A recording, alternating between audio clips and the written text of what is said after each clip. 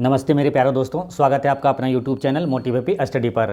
TCS pattern पर TCS द्वारा railway में जितना भी साइंस का प्रश्न पूछा गया है सभी प्रश्नों का सब्जेक्ट वाइज हम लोग फास्ट रिवीजन कर रहे हैं। तो इस वीडियो में फिजिक्स का क्लास 7 वीडियो देखेंगे और जो लोग पीछे का वीडियो नहीं देखें वो प्ले लिस्ट में जाकर ज़रूर देख लीजिएगा। तो चलिए शुरू करते हैं।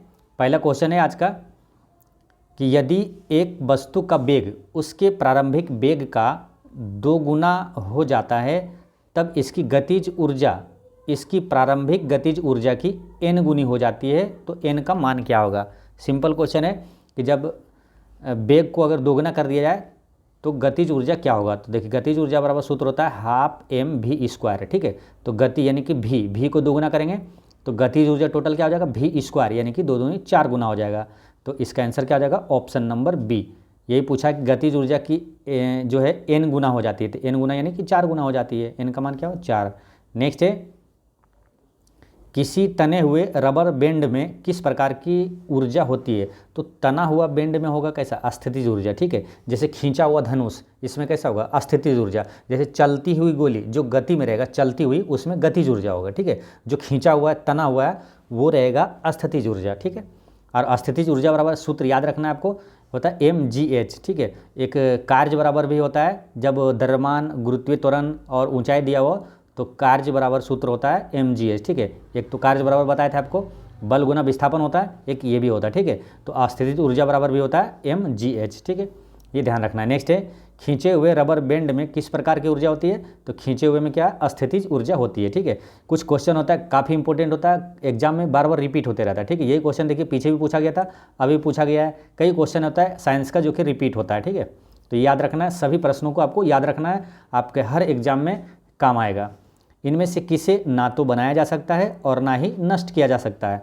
तो क्या होता है वो, ऊर्जा है ना। ऊर्जा का ना तो निर्माण किया जाता है ना ही नष्ट किया जा सकता है। ऊर्जा क्या होता है, एक रूप से दूसरे रूप में रूपांतरण होता है, ठीक है।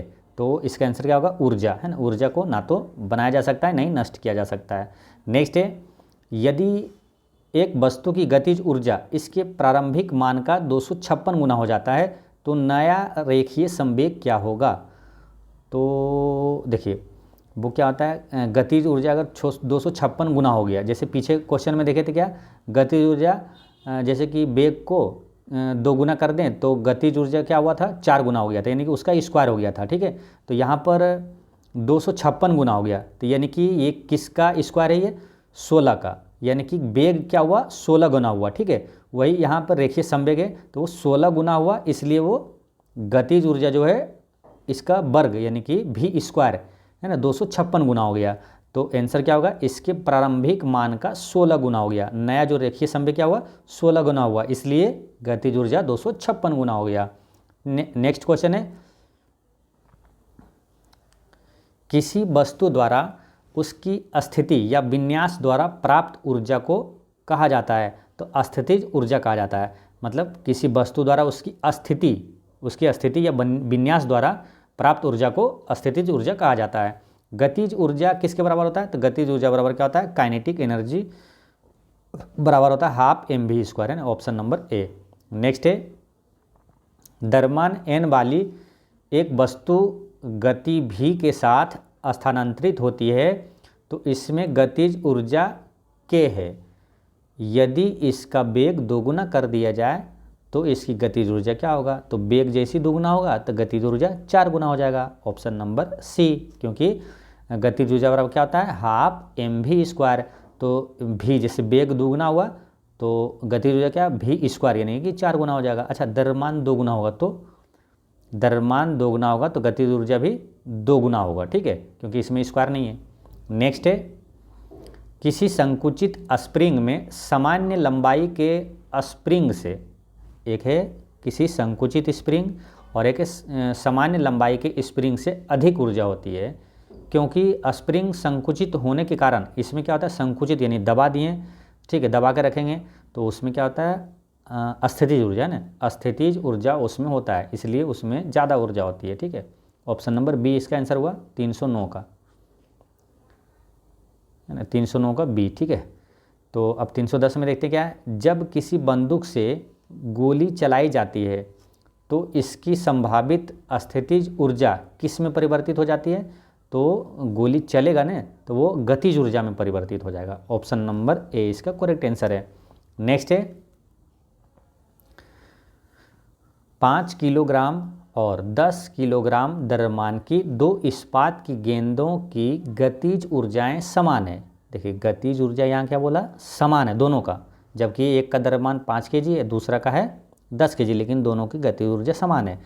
तो यदि संभावना हो तो कौन सी गेंद तेजी से गति कर रही है? ठीक है, कौन सी तेजी से गति कर रही है? अब देखिए दोनों का गतिज ऊर्जा बताया समान है। हाफ एम कितना दिया हुआ है? एक का 5 दिया हुआ है, तो 5 लिख देंगे। भी स्क्वायर है, ठीक है, हाफ एम भी स्क्वायर, इधर भी है हाफ एम कितना है 10 और भी स्क्वायर है, ठीक है। अब देखिए हाफ से हाफ ये चला जाएगा, हाफ से हाफ साफ, और 5 दूनी 10, ये 2 बार में कटेगा।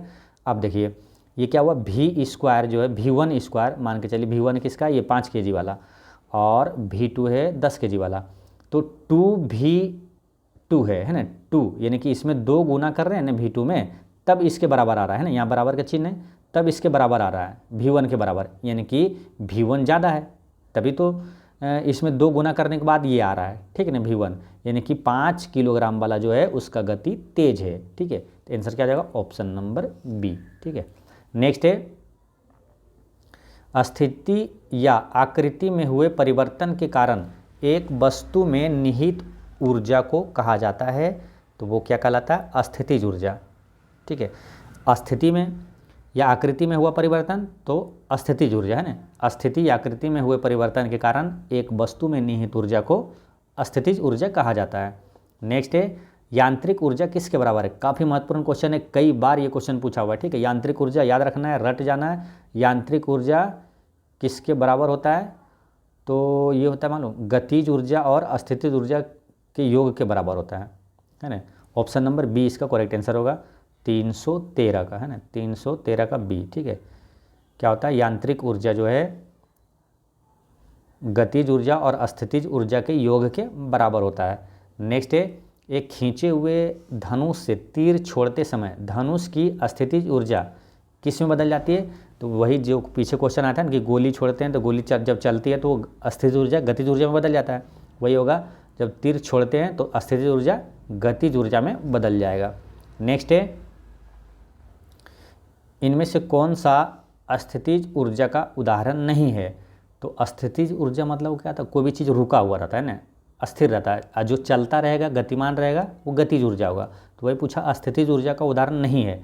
तो देखिए एक संकुचित स्प्रिंग ये है ना, संकुचित, ये स्थितिज ऊर्जा का उदाहरण है। बहता हुआ जल ये नहीं है, ये चल रहा है ना, बह रहा है, तो ये गतिज ऊर्जा में आ जाएगा, ठीक है। तो आंसर क्या आ जाएगा? यही। अब जैसे एक उठाया हुआ हथौड़ा ये है स्थितिज ऊर्जा, एक बांध में संचित किया गया जल ये भी स्थितिज ऊर्जा है, ठीक। नेक्स्ट है पहाड़ से गिर रहे किसी पिंड में क्या होता है? तो पहाड़ से गिर रहे किसी पिंड में गतिज ऊर्जा और स्थितिज ऊर्जा ये दोनों होता है। पहाड़ से गिर रहे किसी पिंड में गतिज ऊर्जा और स्थितिज ऊर्जा दोनों होता है। तो यहाँ से समझिए फिर से, यदि किसी वस्तु में कार्य करने की क्षमता उसकी गति के कारण है तो वह गतिज ऊर्जा होती है, तथा जब किसी वस्तु में किसी विशेष दशा या स्थिति के कारण कार्य करने की क्षमता होती है तो उसे स्थितिज ऊर्जा कहते हैं। किसी ऊंचाई से गिरती हुई वस्तु अथवा पहाड़ से गिरते हुए किसी पिंड में गतिज तथा स्थितिज दोनों प्रकार की ऊर्जा होती है। नेक्स्ट है मास m, यानी कि मास मतलब द्रव्यमान, द्रव्यमान m के साथ चलती हुई वस्तु की गतिज ऊर्जा का मूल्य क्या होगा यदि इसकी गति को v से बढ़ाकर 2v तक 2 गुना कर दिया जाता है? तो जैसे गति 2 गुना होगा तो गतिज ऊर्जा क्या होगा? 4 गुना हो जाएगा, है ना, हाफ एम भी स्क्वायर, है ना, स्क्वायर हो जाएगा, यानी कि 2 गुना है तो वो 4 गुना हो जाएगा गतिज ऊर्जा, है ना। 317 का आंसर क्या हो जाएगा? 4 गुना का है, ऑप्शन नंबर बी में, ठीक है। नेक्स्ट है 2 किलोग्राम के एक द्रव्यमान वाली एक वस्तु ऊपर की ओर 20 मीटर प्रति सेकंड के प्रारंभिक वेग से फेंकी जाती है, तो 2 सेकंड बाद उसकी गतिज ऊर्जा कितनी होगी? तो 2 सेकंड के बाद पूछा कि गतिज ऊर्जा कितनी होगी, तो गतिज ऊर्जा बराबर क्या होता है, हाफ mv²। ठीक है, तो इसमें क्या है, v निकालना पड़ेगा पहले। v यानी कि वेग क्या है, तो v कैसे निकालेंगे, तो न्यूटन के प्रथम नियम के अनुसार v बराबर यहाँ क्या होता है, जब ये दिया हुआ है ना, जैसे कि स्मॉल g का मान दिया हुआ है ना, वस्तु को ऊपर फेंका गया, तो जब ये दिया हुआ तो ये इससे निकलता है v बराबर क्या होता है, u minus G T. u यानी प्रारंभिक वेग कितना दिया हुआ, 20 मीटर प्रति सेकेंड। ठीक है, और समय दिया हुआ कितना, 2 सेकेंड, और g कितना है, हाँ g स्मॉल g बराबर दिया हुआ 10 मीटर प्रति सेकेंड स्क्वायर।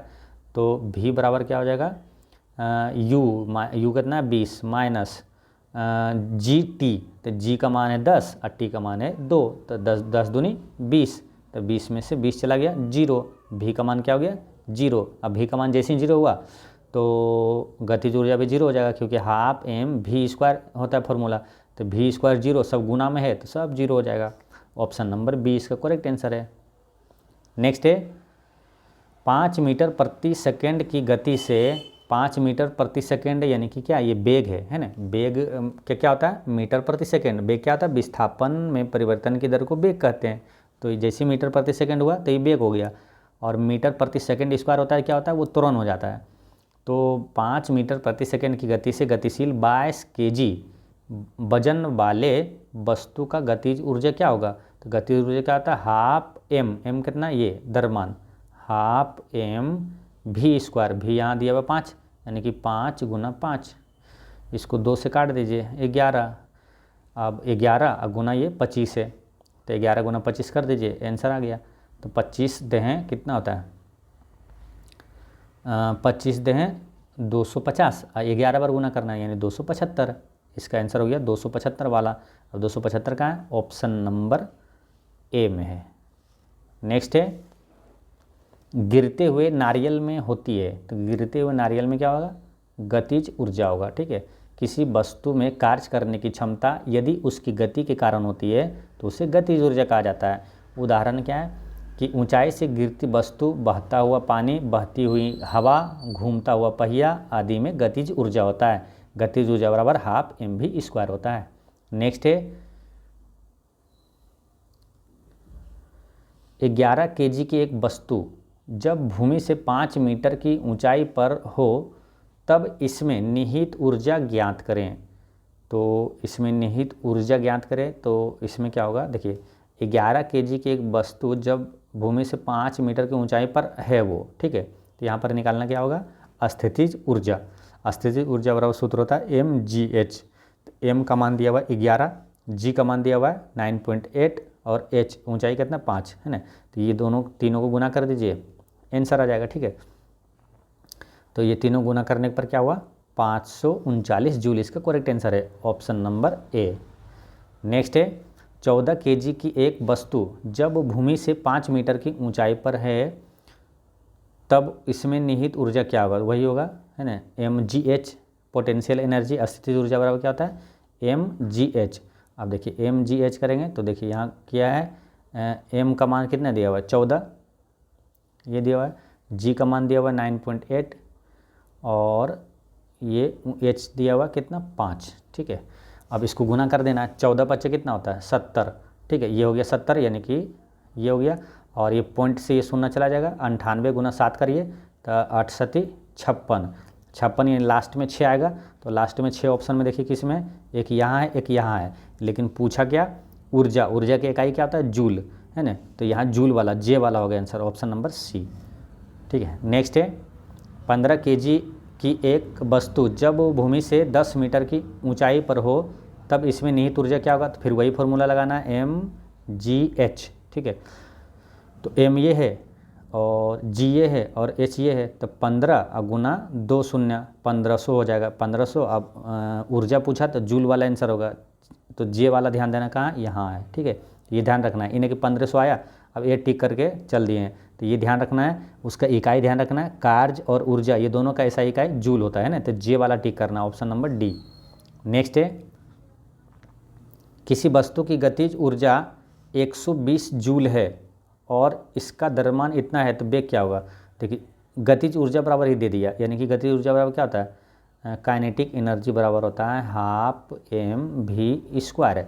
ठीक है, तो ये दे दिया है, यानी कि 120 दे दिया है, तो बराबर हाफ, और पूछा क्या बेग, एम दिया है हुआ है 15 इंटू वी स्क्वायर, तो वी का मान निकाल देंगे यहाँ से। ये 2 इधर जाएगा तब 120 है, यानी कि 2 से गुना कर देंगे, 240 बटा 15, तो 240 अब बटा 15 करेंगे कितना होगा, 240 बटा 15, इधर कितना था वी स्क्वायर, तो इसको काटेंगे तो आएगा 16 बार में कट जाएगा। ठीक है, तो वी बराबर कितना हो जाएगा 4। ठीक है, तो इसका आंसर हो जाएगा ऑप्शन नंबर 4 मीटर प्रति सेकेंड होता है ना, प्रति सेकेंड होगा, यानी कि माइनस वाला होगा। बेग है ना, बेग पूछा है तो बेग का क्या होता है, मीटर प्रति सेकेंड होता है। ठीक है, तो यहाँ ऑप्शन नंबर 20 का करेक्ट आंसर है। नेक्स्ट है 15 किलोग्राम द्रव्यमान की एक वस्तु 8 मीटर प्रति सेकेंड के एक समान वेग से गति कर रहा है, उस वस्तु की गतिज ऊर्जा क्या होगा, तो गतिज ऊर्जा क्या होगा half M V square, M कितना है 15, वी स्क्वायर यानी कि वेग है ना स्क्वायर 8 गुना 8। ठीक है, अब यहाँ 2 से काटेंगे एक बार तो 4 बार में कटेगा, 8 चौक 32 और गुना 15, 15 गुना 32 कर दीजिए, वो आंसर आ जाएगा। ठीक है, तो 15 गुना 3 करेंगे, ये 30 से अगर गुना करते हैं तो 450 आता है, और 15 दूनी 30, 450 में 30 जोड़ दीजिए, 480 जूल वाला होगा ना, जे वाला। नेक्स्ट है क्वेश्चन नंबर 326।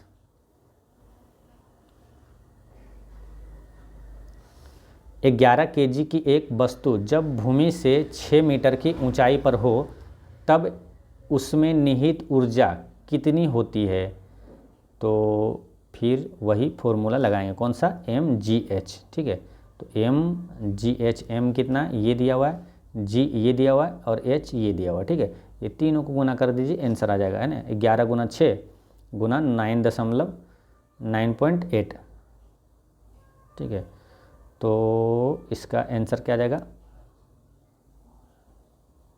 इसको तीनों गुना करिएगा तो आंसर आएगा क्या 646.8 है ना, 646.8 इसका करेक्ट आंसर है। ठीक है, 646.8। अब ऐसे भी इसको ऐसे कर सकते हैं, जैसे 1 गुना यहाँ 6 आ गया, अब 6 8 48, तो 48 आएगा। अब देखिए 48 आया, शून्य अगर आता तो पूर्णांक में होता, लेकिन 48 नहीं 8 आ रहा है, तो ये दशमलव में ही आंसर होगा, तो दशमलव वाला कहाँ है, ऑप्शन नंबर बी में है।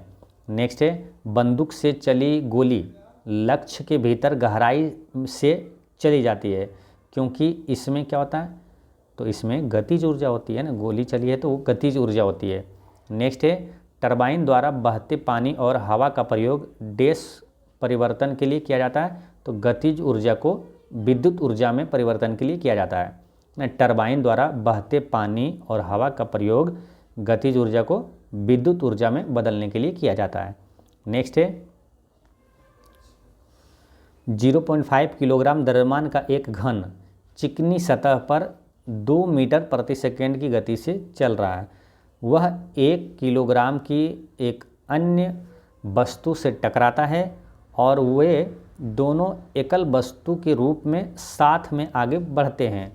ठीक है, टकराव के दौरान हुई क्षति ऊर्जा की क्षति क्या होगी। ठीक है, पहले एक चीज़ यहाँ समझिए कि 0.5 किलोग्राम द्रव्यमान का एक घन है, चिकनी सतह पर 2 मीटर प्रति सेकंड की गति से चल रहा है। ठीक है, वह 1 किलोग्राम की एक अन्य वस्तु से टकराता है। देखिए ये था आधा केजी और ये 1 केजी से जब टकराया ना तो वे दोनों एकल वस्तु के रूप में चलने लगा, यानी कि दोनों मिलकर अब 1.5 केजी के रूप में आगे बढ़ रहा है। ठीक है, तो ये ध्यान रखना है। अब पूछा कि टकराव के दौरान हुई ऊर्जा की क्षति क्या होगा, तो देखिए पहले ये समझिए, देखिए हालांकि निकालना क्या है ऊर्जा की क्षति, तो ऊर्जा की क्षति निकलेगा कैसे, ऊर्जा की क्षति बराबर होगा गतिज ऊर्जा में जो कमी आया। ठीक है, पहले जो गतिज ऊर्जा थी और अब जो गतिज ऊर्जा हो गई उसमें कमी जो आया वही होगा ऊर्जा की क्षति। तो अब क्या है निकालना, पहले क्या है, तो यहाँ से जो आगे वाला जो बेग है, फर्स्ट वाला तो बेग दिया हुआ है 2 मीटर प्रति सेकंड दिया हुआ है, तो जब दोनों एकल के रूप में जब चला 1.5 केजी के रूप में तो उसका बेग क्या है। ठीक है, तो वो बेग कैसे निकलेगा, देखिए माना टकराने के बाद दोनों का संयुक्त बेग भी मीटर प्रति सेकंड हो गया। संवेग संरक्षण के सिद्धांत से क्या कहता है कि टकराने से पहले का संवेग और टकराने का बाद का संवेग दोनों बराबर होगा। संवेग संरक्षण के सिद्धांत में क्या होता है, दोनों बराबर होता है। तो संवेग जो क्या होगा m1 इंटू v1, ठीक है, m1 into v1 plus m1 plus m2 plus v2, ठीक है। फिर समझिए संवेग क्या होगा, जैसे दोनों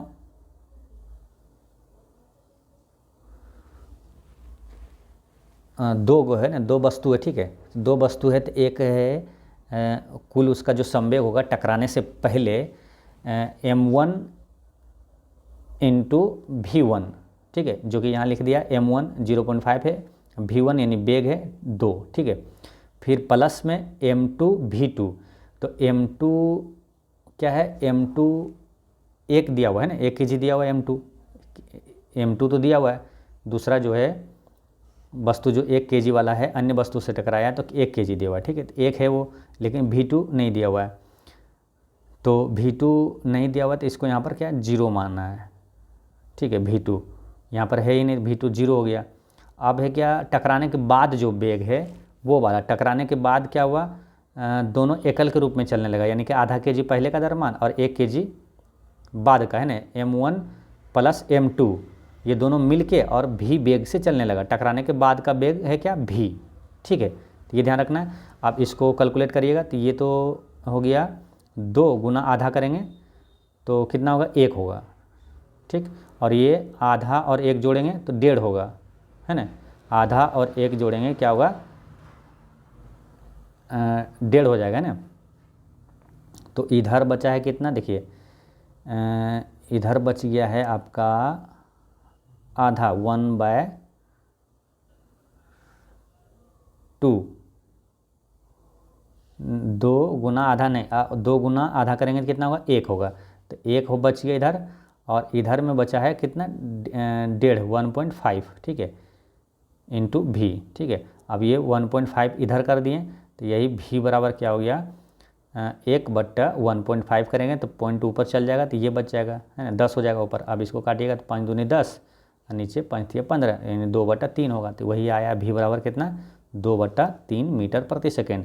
ये क्या निकला, टकराने के बाद का संवेग, टकराने के बाद का जो संयुक्त रूप से चला उसका वेग निकला, ठीक है, तो वेग निकला v 2/3 मीटर प्रति सेकेंड है। अब क्या ऊर्जा की क्षति निकालना है, तो गतिज ऊर्जा में कभी, तो गतिज ऊर्जा क्या, पहले क्या गतिज ऊर्जा था 12mv², ठीक है, बाद में क्या हुआ 12m दोनों मिला के और v², v कितना ये वाला निकला v²। अभी दोनों का अंतर करेंगे तो इसका आंसर क्या आएगा, कैलकुलेट करिएगा 0.67 जूल इसका करेक्ट आंसर हो गया, ठीक है। तो एक बार फिर समझ लीजिए, है ना, देखिए इतना आधा kg द्रव्यमान वाला एक वस्तु है, चिकनी सतह पर चल रहा है, 2 मीटर प्रति सेकंड से चला, फिर क्या हुआ आगे एक 1 kg वाला वस्तु से टकराया, फिर बाद में दोनों साथ मिलकर चलने लगा, ठीक है। तो अब क्या हुआ, आगे वाला का वेग निकालना है, क्योंकि वेग इसलिए आगे वाला का निकालना है टकराने के बाद, इसलिए निकालना है कि जो ऊर्जा का क्षति पूछा है ना, तो उसमें क्या होगा गतिज ऊर्जा में जो कमी हुआ वो निकालेंगे तो वही निकल जाएगा ऊर्जा में क्षति। तो गतिज ऊर्जा में क्षति निकालेंगे कैसे, गतिज ऊर्जा में जो कमी निकालेंगे तो पहले के गतिज ऊर्जा माइनस दूसरे का गतिज ऊर्जा, बाद में जो गतिज ऊर्जा हुआ, तो गतिज ऊर्जा निकालने के लिए कहता है 12mv², पहले का तो दिया हुआ है, लेकिन दूसरे में क्या 12m दिया हुआ है, दोनों मिला के द्रव्यमान इतना हुआ, v नहीं दिया हुआ था, तो v यहाँ निकालें 2/3, तो इतना किए, उसके बाद इसको कैलकुलेट करिए तो आंसर ये आ गया, ठीक है। तो ऑप्शन नंबर सी इसका करेक्ट आंसर हो गया। नेक्स्ट है, किसी बंदूक से बुलेट दागे जाने पर बुलेट की गतिज ऊर्जा वो बंदूक की तुलना में अधिक होता है, ठीक है। किसी बंदूक से बुलेट दागे जाने पर बुलेट की गतिज ऊर्जा बंदूक की तुलना में अधिक होता है, ठीक है, ये ध्यान रखना है। नेक्स्ट है, यांत्रिक ऊर्जा माइनस गतिज ऊर्जा बराबर क्या होगा, देखिए कितनी बार ये क्वेश्चन पूछा हुआ है, ठीक है। तो यांत्रिक ऊर्जा माइनस गतिज ऊर्जा बराबर क्या होगा, तो याद क्या रखना है पहले अपन को कि यांत्रिक ऊर्जा बराबर क्या होता है, गतिज ऊर्जा और स्थितिज ऊर्जा दोनों का योग होता है, ठीक है। तो दोनों का योग होता है ये यांत्रिक ऊर्जा, है ना, स्थितिज ऊर्जा और गतिज ऊर्जा दोनों जोड़ते हैं तो ये यांत्रिक ऊर्जा बनता है। तो यांत्रिक ऊर्जा में जब गतिज ऊर्जा घटाएंगे तो क्या आएगा, स्थितिज ऊर्जा आएगा। ऑप्शन नंबर बी इसका करेक्ट आंसर है, ठीक है। यहाँ पर फिर समझिए, यांत्रिक ऊर्जा बराबर याद रखना है आपको गतिज ऊर्जा प्लस स्थितिज ऊर्जा, ठीक है। अब यांत्रिक ऊर्जा और माइनस गतिज ऊर्जा पूछ दिया, यानी गतिज ऊर्जा इधर ले आया तो क्या बच गया, स्थितिज ऊर्जा। नेक्स्ट है एक वस्तु की गतिज ऊर्जा और अस्थितिज ऊर्जा के योग को क्या कहा जाएगा। देखिए याद रखना है हमेशा, गतिज ऊर्जा और अस्थितिज ऊर्जा का योग यांत्रिक ऊर्जा कहलाता है। नेक्स्ट है किसी वस्तु की गतिज ऊर्जा और अस्थितिज ऊर्जा का योग क्या कहलाता है, यांत्रिक ऊर्जा कहलाता है। नेक्स्ट है यांत्रिक ऊर्जा होती है, तो यांत्रिक ऊर्जा क्या होती है, तो ये होता है किसी वस्तु की गतिज ऊर्जा और अस्थितिज ऊर्जा का योग होता है। नेक्स्ट है क्वेश्चन नंबर 335,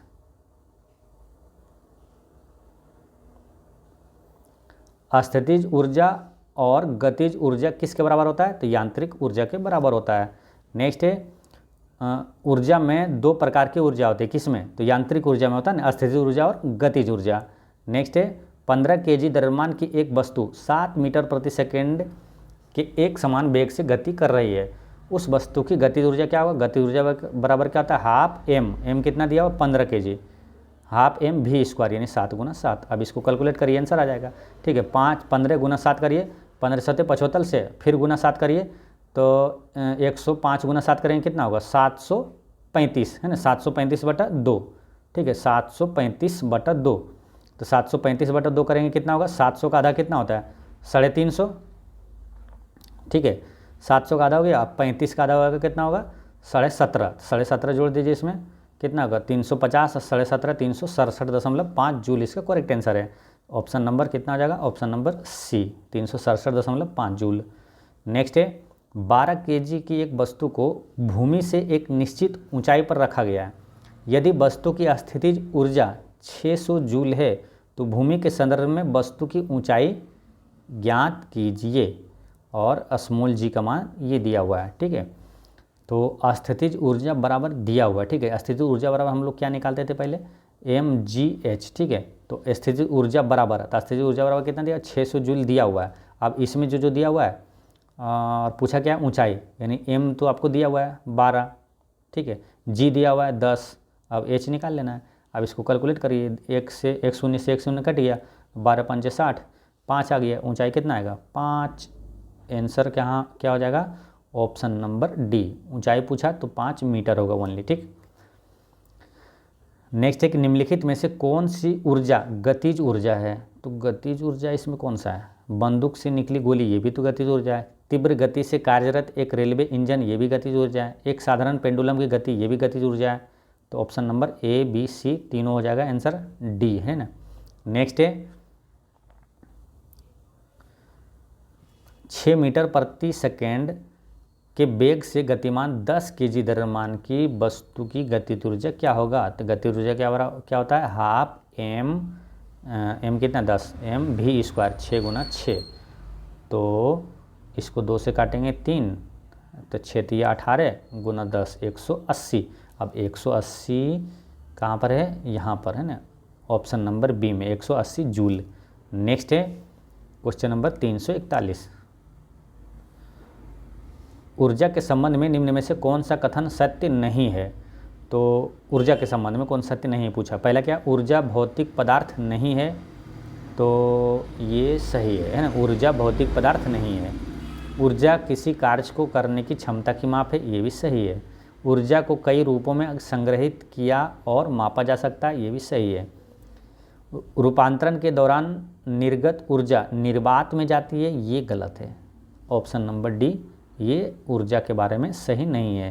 क्यों, एक चीज़ ध्यान रखना है, ऊर्जा किसी वस्तु का वह गुण है जिसे किसी एक वस्तु से दूसरे वस्तु में स्थानांतरित करके किसी कार्य को किया जाता है। ऊर्जा को ना तो उत्पन्न किया जा सकता है और ना ही नष्ट किया जाता है। ठीक है, तो ये ध्यान रखना है। नेक्स्ट है निम्नलिखित में से किसे ना तो उत्पन्न किया जा सकता है ना ही नष्ट किया जा सकता है, तो ऊर्जा को, ऑप्शन नंबर सी। नेक्स्ट है 20 किलोग्राम द्रव्यमान का एक वस्तु 10 मीटर प्रति सेकंड की समान वेग के साथ आगे बढ़ रहा है, तो वस्तु द्वारा प्राप्त गतिशील ऊर्जा क्या होगा, तो गतिशील ऊर्जा यानी गतिज ऊर्जा हाफ एम भी स्क्वायर, तो हाफ और एम कितना 20 kg, एम भी स्क्वायर भी कितना 10 × 10। ठीक है, 2 से काटेंगे 20 को तो ये भी 10 हो जाएगा। अब 10 × 10 × 10 3 बार है, यानी कि 3 शून्य वाला हो जाएगा, ऑप्शन नंबर बी जूल, है ना, जूल वाला, ठीक, ये ध्यान रखना। नेक्स्ट है 20 kg के हथौड़े द्वारा प्राप्त विभव ऊर्जा की, यानी कि पोटेंशियल एनर्जी, यानी कि गतिज ऊर्जा, स्थितिज ऊर्जा, ठीक है, पोटेंशियल एनर्जी की गणना करें जब इसे 10 मीटर की ऊंचाई तक बढ़ाया जाता है और स्मॉल जी का मान 10 दिया हुआ है, ठीक है। तो यहाँ पर क्या निकालना है, mgh, तो mgh, m कितना है 20, g कितना है 10 और h कितना है 10, तो इसको गुना कर दीजिए। तो 20 गुना 10 क्या करेंगे, 2 पर 3 शून्य हो जाएगा, 1 2 3, तो 2 पर 3 शून्य का ऑप्शन नंबर 20 का करेक्ट आंसर है। नेक्स्ट है 345,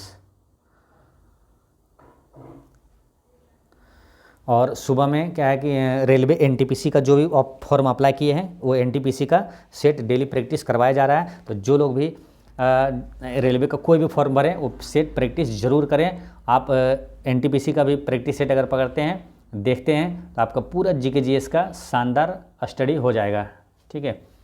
देखते हैं इस क्वेश्चन को। 13 kg द्रव्यमान की एक वस्तु 5 मीटर प्रति सेकेंड के समान वेग से आगे बढ़ रही है, तो निहित गतिज ऊर्जा क्या होगा, गतिज ऊर्जा बराबर क्या था, हाफ mv², यानी 5 गुना 5।